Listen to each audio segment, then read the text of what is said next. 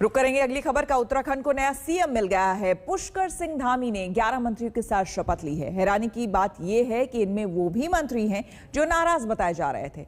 अब सब एक सुर में बोल रहे हैं कि उत्तराखंड में सब ठीक है। मैं पुष्कर सिंह धामी ईश्वर की शपथ लेता हूं कि मैं विधि द्वारा स्थापित भारत के संविधान के प्रति तमाम कयासों, तमाम नाराजगियों और तमाम सियासतों और तमाम अटकलों के बीच देहरादून में राजभवन के मंच से पुष्कर सिंह धामी ने उत्तराखंड के 11वें मुख्यमंत्री के तौर पर शपथ ले ली और शुद्ध अंतःकरण से निर्वहन करूंगा। जिनकी आजीविका का पूरी निर्भरता केवल और केवल ये पर्यटकों से और आने वाले लोगों से या श्रद्धालुओं से होती थी, उनकी आजीविका पर प्रश्न जो है बहुत मुश्किल में उनका जीवन खड़ा हो गया। इस समय जीवन की उनकी बड़ी कठिन राह इस समय हो गई है। हमारा प्रयास होगा कि उसको रास्ते पर लाएं और नौजवानों के जो पीछे हमारे जितने भी हमारे बैकलॉग हैं वो बैकलॉग हम भरेंगे और जो हमारे यहाँ पर पोस्टें खाली हैं उन पोस्टों को भरेंगे, नौजवानों को रोजगार से जोड़ने का काम करेंगे। 11वें मुख्यमंत्री के तौर पर सबसे कम उम्र के पुष्कर सिंह धामी का नाम सामने रखकर बीजेपी ने ये बताने की कोशिश की थी कि उत्तराखंड में युवा चेहरे पर दांव खेला जाएगा, लेकिन इस दांव से पहले ही बीजेपी के भीतर ही विद्रोह की सुगबुगाहट शुरू हो गई। पिछले 24 घंटे में देहरादून से लेकर दिल्ली तक हलचलों का दौर चला। आज भी उत्तराखंड बीजेपी अध्यक्ष मदन कौशिक के घर पर उन सारे नेताओं का जमावड़ा लगा जिन्हें नाराज बताया जा रहा था। बीजेपी मुश्किल में थी। उत्तराखंड के वरिष्ठ बीजेपी नेताओं के बीच सामंजस्य कैसे बिठाया जाए, लेकिन तस्वीरें साफ हुई तो बहुत सारी चीजें भी साफ हो गईं। पुष्कर सिंह धामी के साथ 11 और मंत्रियों ने शपथ ली। धामी के तुरंत बाद सबसे ज्यादा नाराज बताए जाने वाले सतपाल महाराज ने शपथ ली। सतपाल महाराज के अलावा हरक सिंह रावत, बंशीधर भगत और यशपाल आर्य ने भी मंत्री पद की शपथ ली। इनके अलावा बिशन सिंह, सुबोध उनियाल, अरविंद पांडे और गणेश जोशी ने शपथ ली। सुबोध उनियाल के साथ ही बाकी के मंत्री शपथ लेकर जब बाहर निकले तो किसी ने भी ये नहीं माना कि किसी भी तरह से कोई नाराजगी रही है। मैं डॉक्टर धन सिंह रावत। इन्हीं पुष्कर सिंह की कैबिनेट में मंत्री के तौर पर धन सिंह रावत और रेखा आर्य ने भी शपथ ली। इस शपथ के दौरान 2 ऐसे लोग हैं जिनको पूरी तरह से प्रमोशन मिला है, जिसमें धन सिंह रावत जिनको मुख्यमंत्री की दौड़ में सबसे पहले आगे माना जा रहा था, और इसके अलावा रेखा आर्य को राज्य मंत्री हुआ करते थे लेकिन अब ये कैबिनेट में है, तो एक तरीके से देखा जाए तो इनका प्रमोशन हुआ। तो ऐसे में कहीं ना कहीं पुष्कर सिंह धामी ने लोगों को साधने की कोशिश की है। मैं समझती हूँ कि पार्टी का हर दायित्व, चाहे वो राज्य मंत्री स्वतंत्र प्रभार के रूप में हो चाहे कैबिनेट मिनिस्टर के रूप में हो, हम पूरी जिम्मेदारी के साथ निर्वहन करते हैं और वो निर्वहन करते रहेंगे। मैं पार्टी का बहुत बहुत धन्यवाद करती हूँ। देखो, एक कार्यकर्ता का नाते मैं पहले भी मंत्री था, आज भी मंत्री हूँ, पहले भी कार्यकर्ता था और आज भी कार्यकर्ता। अब जब उत्तराखंड को नया मुख्यमंत्री मिल गया है, अब जब मुख्यमंत्री को 11 मंत्री मिल गए हैं, तो सवाल ये है कि पुष्कर सिंह धामी का नाम आगे क्यों किया गया? क्योंकि ये थ्योरी तो खारिज हो गई कि बीजेपी युवा चेहरे पर दांव खेलेगी। वो इसलिए क्योंकि पुष्कर सिंह धामी की टीम में जिन 11 विधायकों ने मंत्री पद की शपथ ली है, उसमें सारे के सारे वही नाम हैं जिन्हें नाराज बताया जा रहा था।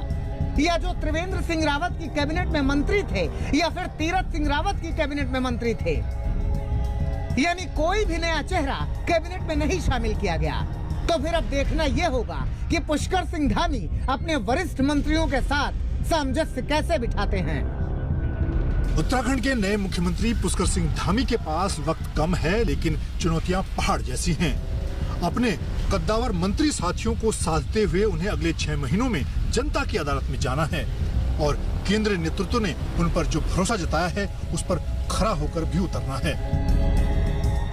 दिल्ली से मनजीत सिंह नेगी के साथ आज तक ब्यूरो। उत्तराखंड के बाद अब बात उत्तर प्रदेश की, जी हां, जहां पर पंचायत अध्यक्षों के चुनाव में प्रचंड जीत के बाद बीजेपी का पैर जमीन पर नहीं है। अब उन्हें मिशन 2022 में जीत पक्की दिख रही है, लेकिन इतिहास बताता है कि पंचायत चुनाव की जीत विधानसभा में रंग नहीं लाती।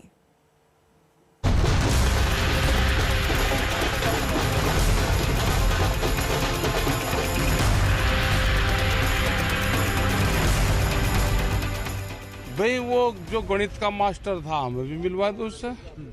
उनके कैंडिडेट जैसे गाजियाबाद में 2 जीते, और अध्यक्ष निर्विरोध चुन गया। तो और ऐसी तरह से पूरा उसमें जीते। उनको वोट क्या 1% मिली, वोट उनको मिली 30% से भी कम जिला पंचायत में, और उनकी जीत हुई करीब करीब 95%, 95%। तो कौन से गणित का मास्टर है जो इन्हें को पढ़ाता है, उसको हमको भी पढ़वा दो भाई सबको। राकेश टिकैत की बात में दम तो है, और सवाल भी कि कम पंचायत सदस्यों के बावजूद कई जगहों पर बीजेपी के पंचायत अध्यक्ष के कैंडिडेट निर्विरोध कैसे जीत गए, क्योंकि करीब 2 महीने पहले हुए पंचायत चुनाव में कुछ और ही तस्वीर दिख रही थी, लेकिन अध्यक्ष का चुनाव आते आते तस्वीर का रंग ही बदल गया। सीधे मतदान में समाजवादी पार्टी के समर्थन वाले 747 उम्मीदवार जीते, लेकिन अध्यक्ष बने सिर्फ 5, जबकि बीजेपी के समर्थन वाले 690 उम्मीदवार चुनाव में जीत कर आए, लेकिन अध्यक्ष बने 67। राकेश टिकैत सीधे सीधे परिणामों में धांधली के आरोप लगा रहे हैं, मगर सच्चाई ये भी है कि किसान आंदोलन के अगुवा राकेश टिकैत अपना गढ़ मुजफ्फरनगर भी नहीं बचा पाए। भारतीय किसान यूनियन ने केंद्रीय मंत्री संजीव बालियान के भाई को अपना समर्थन दिया, लेकिन बीजेपी समर्थित उम्मीदवार 26 वोट से जीत गए। हालांकि अकेले राकेश टिकैत नहीं है। बीजेपी की बम्पर जीत के बाद कमोबेश यूपी की सारी विपक्षी पार्टियां यही आरोप लगा रही हैं कि पंचायत सदस्यों का अपहरण किया गया। जो माननीय जिला पंचायत के सदस्य जो हम लोगों को समर्थन दे रहे थे समाजवादी पार्टी के प्रत्याशी को, उसको यहाँ गेट पास करने के बाद मेंबर्स प्रशासन के कस्टडी में हो जाते हैं, और बीच से उनका प्रशासन के इशारे पर या तो प्रशासन के लोग, पुलिस के लोग शादी वादी में अपहरण किए होंगे, या भारतीय जनता पार्टी के लोगों से अपहरण करवा दिए होंगे, दो का अपहरण हो गया। समाज के असली मुद्दे हैं महंगाई, बेरोजगारी, महिलाओं पे अत्याचार, और जिस तरह से यहाँ भ्रष्टाचार बढ़ा है उत्तर प्रदेश के अंदर में, जिस तरह से माफिया पैदा हुए, चाहे शराब माफिया हो चाहे भू माफिया हो। हम भारतीय जनता पार्टी को समाज के मुद्दों पे रखेंगे, असली मुद्दों पे रखेंगे, और समाज के विकास की बात करेंगे। 2022 में 22 साल की सरकार होगी और भारतीय जनता पार्टी की विदाई होगी। समाजवादी पार्टी के आरोपों की तरह ही यूपी में पांव जमाने के लिए बेकरार आम आदमी पार्टी भी आरोप लगा रही है। सीधे सीधे ये कि लोकतंत्र को बीजेपी ने लूट तंत्र में बदल दिया है। जिला पंचायत के चुनाव में जिस तरह से गड़बड़ियां की गई और पूरे चुनाव को अपराहित कर लिया गया आदित्यनाथ जी की सरकार के द्वारा, मैं समझता हूं ये लोकतंत्र को लूट तंत्र में बदलने का एक उदाहरण है। और अगर पंचायत चुनाव में ईमानदारी और निष्पक्षता चाहिए तो सीधे जनता से जिला पंचायत अध्यक्ष और प्रमुख के चुनाव कराए जाएं।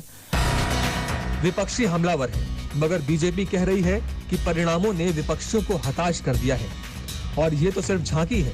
2022 का चुनाव बाकी है, बीजेपी इससे भी बड़ी जीत दर्ज करेगी। तो यह स्पष्ट है कि वह चाहते हैं कि जो उनके अनुकूल हो वह सही है, जो उनके प्रतिकूल हो वो गलत है। लेकिन उनको मैं यह जरूर बताना चाहता हूं कि ये तो 21 का पंचायत चुनाव है, अभी 22 के विधानसभा चुनाव में भी इससे भी बुरे हालात का सामना उनको करना पड़ेगा, और वो मुंगेरी लाल के हसीन सपने देख रहे हैं, वो सपने चकनाचूर हो जाएंगे। इन तमाम आरोपों प्रत्यारोपों के बीच मुख्यमंत्री योगी आदित्यनाथ ने गोरखपुर में सभी जीते हुए जिला पंचायत अध्यक्षों से मुलाकात की। बीजेपी के खेमे में खुशियां तैर रही हैं, लेकिन विपक्षी आरोपों का आकाश रच रहे हैं।